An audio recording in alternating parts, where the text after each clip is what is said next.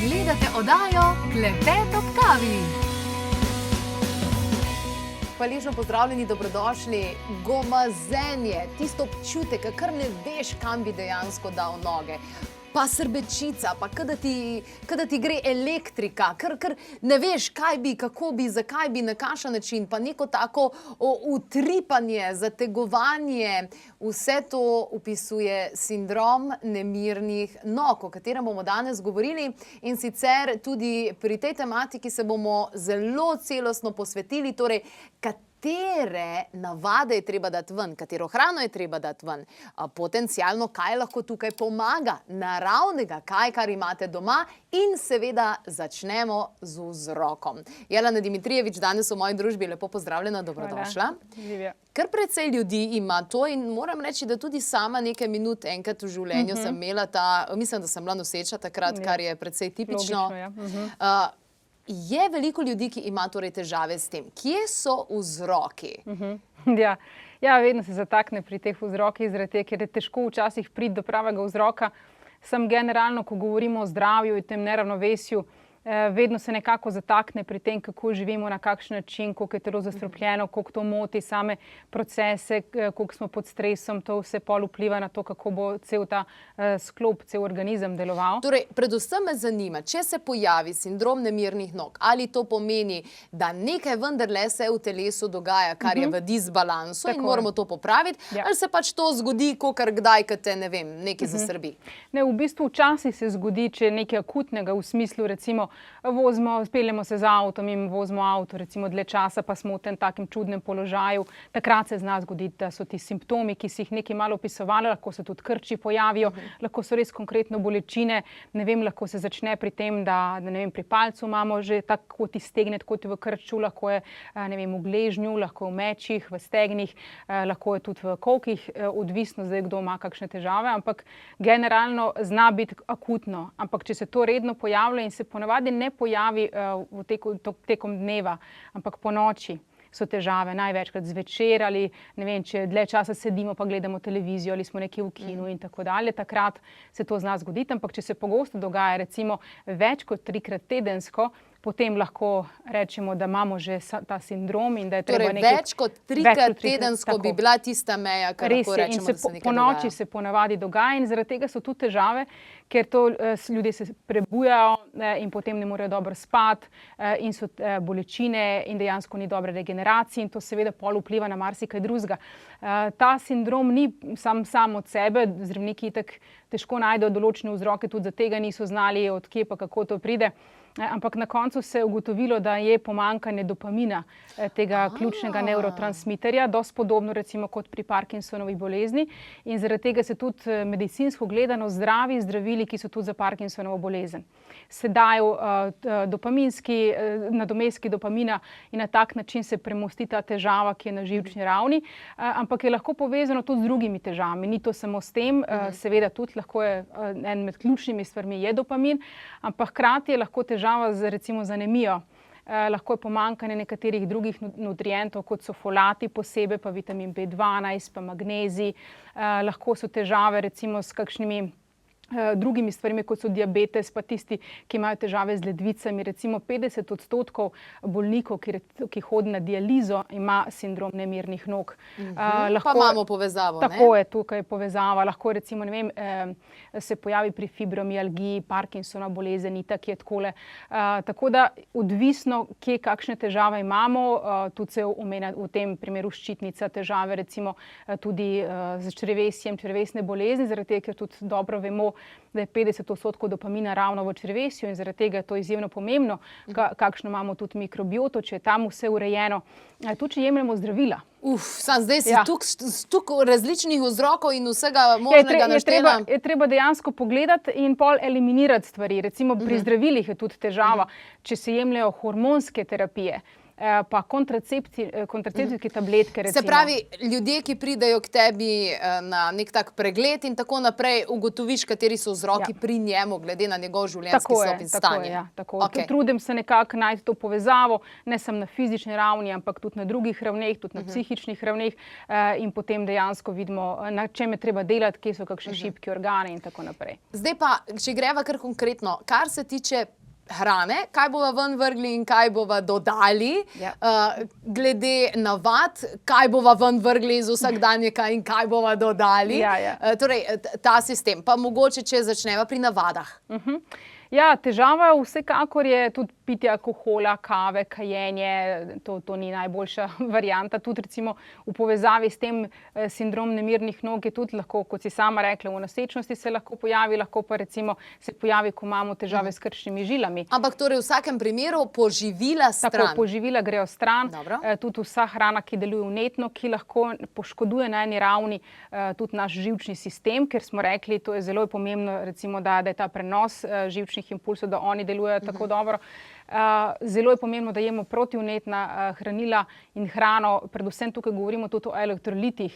Kot sem rekla, lahko se pojavi težava z magnezijem, tako da ali ga bomo dodali kot prehransko dopolnilo ali bo to v obliki dobre, zdrave hrane. Kakšne mineralne kapljice bi bile okej? Tudi, vsekakor.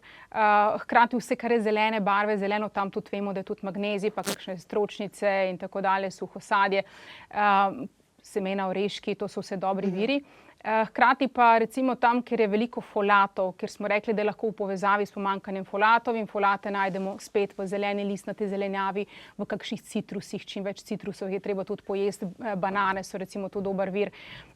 Tako da na to je treba biti pozoren. Če imamo recimo pomanjkanje železa, pa je povezano recimo z anemijo, pa s tem ta sindrom, potem je to treba nadoknaditi, recimo ta primanjkljaj.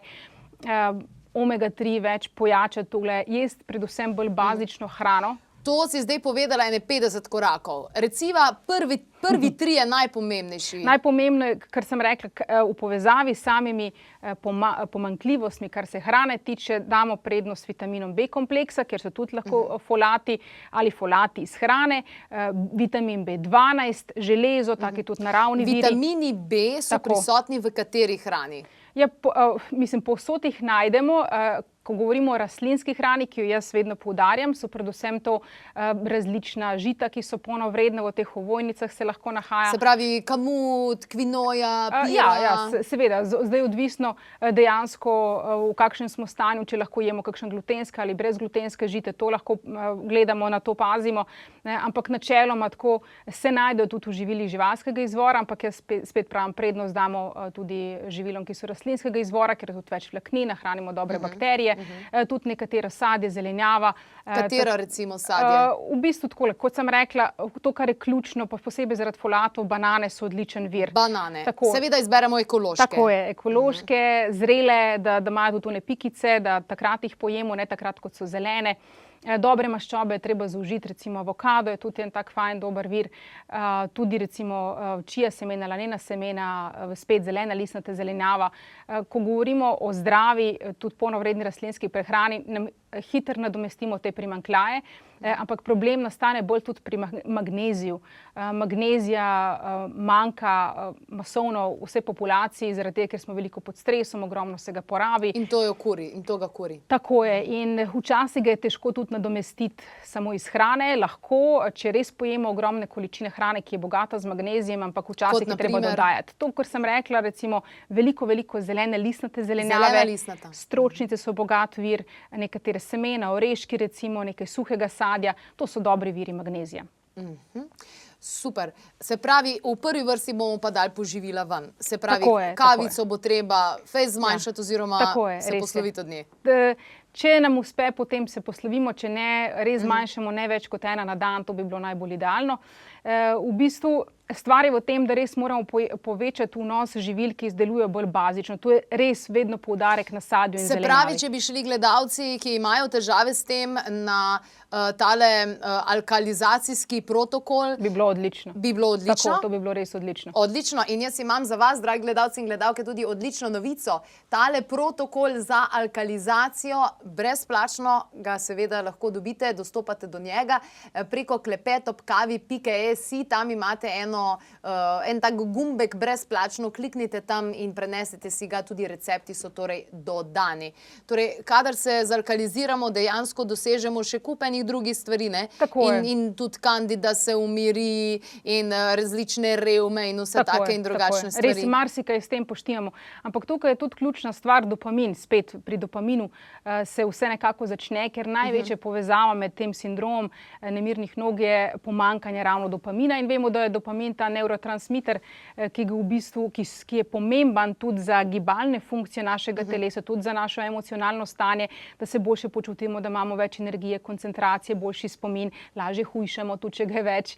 Tako da v bistvu na to moramo zelo paziti in zaradi tega je tudi mikrobiota zelo pomembna, ker butirati, ki jih proizvajajo tiste dobre bakterije, pomagajo, da imamo tudi več dopamina. Torej, dopamin je povezan z našim črevesjem, kar pomeni boljšo prebavo, kot bomo imeli, manj bomo napihnjeni, manj bomo prdel, po domač povedan, bolj bomo redno odvajali in podobno, manj bo tudi težav potem z sindromom nemirnih nog. Tako je, ker v bistvu stvar je tudi v tem, kar se konkretno tiče nekih dodajanja določenih stvari za spodbujanje samega dopamina. Dopamin je derivat tirozina, to je aminokislina. In v bistvu tukaj je zelo pomembno, da imamo dosti tirozina, tiste aminokisline, da se potem tudi proizvaja več dopamina. Se pravi, on se proizvaja v nadledvičnih žlezah, tudi v centralnem živčnem sistemu in nekaj je tudi v povezavi s hipotalamusom, ker je kot neurohormon. In v bistvu je zelo pomembno, da potem tudi imamo več hrane, ki vsebuje več tirozina. Iz rastlinskega vira so to recimo mandlji, zelo dober vir, avokado, banane. Ampak hkrati je zelo dobro, da zaužijemo dosti jagodičevja, veliko resveratola, pa tudi tale omega-3 recimo iz alg, ker dobimo DHA, kjer je tudi ključen za sam dopamin. Zelo je pomembno, da v bistvu smo tudi v sproščenem stanju, da delamo nekaj kreativnega, mogoče meditacijo izvajamo, da smo več na soncu. S tem tudi spodbujamo normalno tvorbo in s tem dejansko sebi pomagamo na različnih nivojih. Kaja Kastner pa nam je zaupala, kako ajurveda pravzaprav gleda na ta izziv in kaj bi znal biti tudi vzrok. Dovolj železa. Lahko je problem, da se v črevesju železo ne absorbira. Morda, sicer to je malo bolj zapito značilno, da so mogoče tudi krvavitve močne. Tudi v tem primeru recimo imamo pomanjkanje železa. Zdaj v ajurvedi hrana, ki recimo jo priporočamo, ki ima veliko železa, zanimivo so rozine.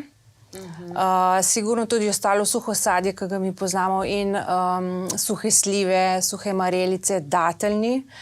Od hrane, zelenolistnata zelenjava sigurno. Nekako deluje detoksifikacijsko, zelo dobro tudi na jetra. Tako da zopet moramo malo gledati pri vati, naj bo kuhana, definitivno. Vata se mora izogibati presni hrani, ker je bo težko prebavlja. Medtem ko nek pita tip osebe pa definitivno lahko tudi presno hrano uživa. Sigurno neko napačno delovanje ščitnice je znak, pokazatelj nekega neravnovesja, ki se pa zgodi to že dosti kasneje, v naprednih fazah nekega neravnovesja. Tako, slišali ste tudi nekaj izrazov vata, kapa, pita, kapa je zdaj to. Tudi to lahko preverite na klepet@kavi.si in si s takim preprostim testom dobite malce bolj v pogled, katera doša pravzaprav ste. Ajurveda je tista, ki obvlada te stvari, oziroma ajurveda bazira pravzaprav na tem, kar se tiče potem nasvetov. V bistvu energija je ena, imamo samo tiste malo drugačne izraze te energije.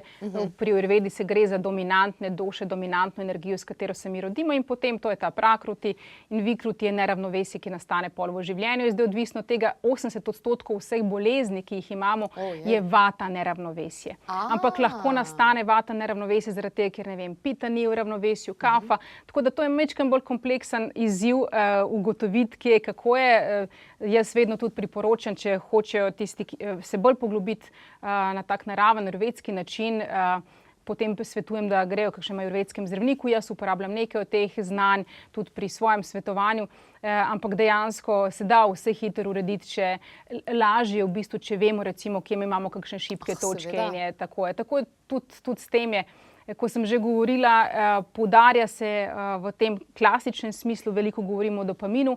Sem hotela še omeniti, recimo, da je kurkumin ena taka stvar, ki je fantastična, če hočemo zvišati raven dopamina. Tako da je kar nekaj teh načinov, ampak vsak posameznik je zgodba zase in je treba pogledati, kje so glavni vzroki. Lahko je pri nekomu, ne vem, res anemija, pri nekomu drugemu pa bo dopamin, pri tretjemu bo nekaj drugega, mogoče kakšna druga pomanjkanja, tako da ja. Ampak ni pa za ignorirati to zadevo. Ne, nikakor ne. Ja, zaradi tega, ker lahko se pol stvari stopnjujejo ali pa so v povezavi, recimo nakazujejo na določene težje oblike bolezni in je to treba res preveriti. Ali je to mogoče zaradi tega, ker imamo kakšne krčne žile, pa lahko se ustvarjajo krvni strdki, ker res so neprijetni simptomi in če so res pogosti, ne smemo kar tako to opustiti. Tudi pri venskem popuščanju? Tako je, ja, res je, absolutno. Dejansko različne so stvari in kot sem rekla, velikokrat tudi v povezavi res z ledvicami in z ledvično odpovedjo je to tudi lahko simptom na nek način in ga ni treba dati stran. Pisala nam je tudi gledalka Anja, ki je ugotovila, da je imela s tem težave, potem pa, ko je dodala vitamin D, pa so se zadeve povsem umirile. Tako je. Tudi vitamin D fantastično deluje na to zadevo. Vemo, da ni D-vitamin sam zato, da imamo dobre, močne kosti, zdaj se velikokrat govori tudi v povezavi z imunskim sistemom, ampak kot vemo, vitamin D ni vitamin, to je hormon dejansko in deluje tudi na naše hormonsko stanje. In vpliva na ostale hormone, se pravi, smo spet pri dopaminu? Ja, res je, tako je. Ker tudi dopamin ima, kot sem rekla, to funkcijo nevrohormona in res uravnava marsikatere stvari, tako da pač je pomembna stvar. Je pomembna stvar. Super. Jelena, če povzameva zdaj, prve 3 stvari, ki jih bomo izločili iz vsakdanjega življenja v smislu prehrane in navad, kaj bi dali torej? Jaz bi definitivno izločila stimulativno hrano, tudi živila, ki zelo močno zakisejo telo, se pravi procesirana živila, sladkor in živila živalskega izvora. Torej tiste hitro pripravljene zadeve, veliko mesa, mesnin in sirčkov. Ker to nam tudi dejansko jemlje tudi tiste minerale, ki so ključni za normalno delovanje našega živčnega sistema in zaradi tega imamo pomanjkanje. Pa tudi, če ne užijemo hrane, ki je bogata z rastlinsko bogata hrana, bomo tudi imeli manj folatov, ki so lahko tudi razlog, zaradi katerega nastane sindrom nemirnih nog. Se pravi, pili bomo pa verjetno več... Ja, čaje različne, absolutno. Tudi tiste, ki res pomirjajo, ker spet nam to pomaga pri dopaminu. Tudi kakšna melisa je fantastična za to zadevo. Če želimo, lahko se tudi mažemo zunanje same noge, recimo dodajamo kakšno osnovno olje in potem eterično olje, recimo ceder, cipresa, rožmarin je fantastičen. Torej, če bomo masirali noge, bo boljše, ne bo slabše. Tako je, res je. Odlično. Kar pa se torej tiče same prehrane, več vode, več zelenjave. Absolutno. To je, kar sem že poudarila, nekatera ta živila, ki so ključna ravno zaradi teh nutrientov, ki lahko primanjkujejo in so v povezavi. Torej zelenolistnata zelenjava, banane ekološke, mandlji, ki jih je treba namočiti prej, ne? Tako, vedno namakamo, da se znebimo tudi tistih antihranil. Tisto nasplošno določeni oreški, kot so recimo mandlji, ampak tudi avokado je fantastičen. Avokado zaradi omega, ne?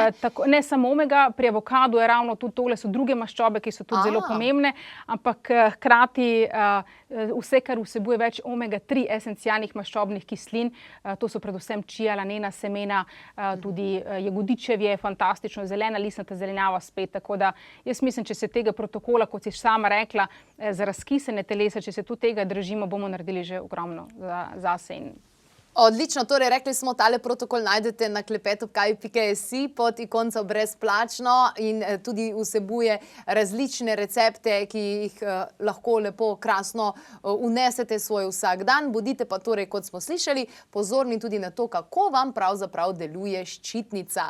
Kaj ti zadeva je lahko hormonske narave in vse hormoni so pa kaj?